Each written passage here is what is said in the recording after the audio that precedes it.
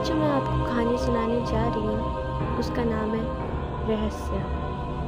रवि एक अच्छा खासा व्यापारी था जो कि एक शहर में काफ़ी टाइम से अच्छा बिजनेस कर रहा था, लेकिन वो अपनी रोज़ की ज़िंदगी में इतना व्यस्त था कि खुद की लाइफ उसको सिर्फ काम की वजह से ही याद थी।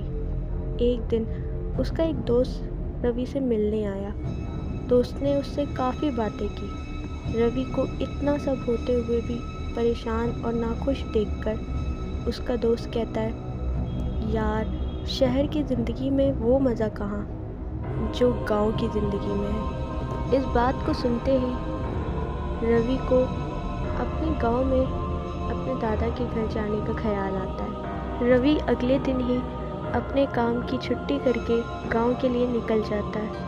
वहाँ पर रवि अपने दादाजी के पुराने घर पर रहने गया था जो बहुत दिनों से खाली पड़ा था। घर की हालत बहुत ज़्यादा ख़राब थी। वहाँ काफ़ी दिनों से किसी ने सफाई नहीं की थी। दीवार के टूटे हुए हिस्से और अधूरी छत देखकर रवि को बहुत ख़राब लग रहा था। पहले दिन जब रवि वहाँ जा रहा था तो पहुँचते हुए उसे रात हो गई थी और वो बहुत थक कर सोने चला जाता है।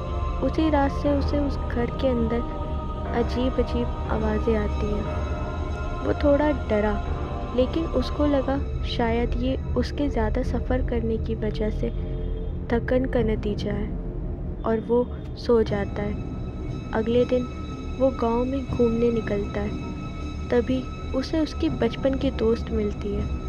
वो रवि से पूछती है, रवि गांव में रुका कहाँ है? तो वो उसे बताता है, और कहाँ रुकूंगा, अपने दादा के घर रुका हूँ। वो लड़की घूर के रवि को देखने लगती है और कहती है, ये क्या कह रहे हो? तुम्हें पता नहीं क्या, जब से तुम्हारे पापा और तुम यहाँ से गए हो कोई वहाँ नहीं रहा है, और तुम लोगों के जाने के 2 साल बाद गांव के लोगों ने यहाँ अजीब अजीब आवाज़ें सुननी शुरू कर दी थी। कोई तुम्हारे घर में रुकना तो दूर, जाता भी नहीं। ये सुनकर रवि थोड़ा हंसता है और ये बात ख़त्म कर देता है। लेकिन उस रात को भी रवि को आवाज़ आनी शुरू हो जाती है। अब धीरे धीरे रवि को समझ आने लगता है कि इस घर में कुछ तो गलत है। रवि ठीक से ये पता करने की कोशिश करता है कि ये आवाज़ें आ कहाँ से रही हैं। जब उसने देखा कि ये आवाज़ खिड़की के नज़दीक से आ रही है, वो वहाँ जाके ढूंढने लगता है, लेकिन वहाँ कोई नहीं दिखता।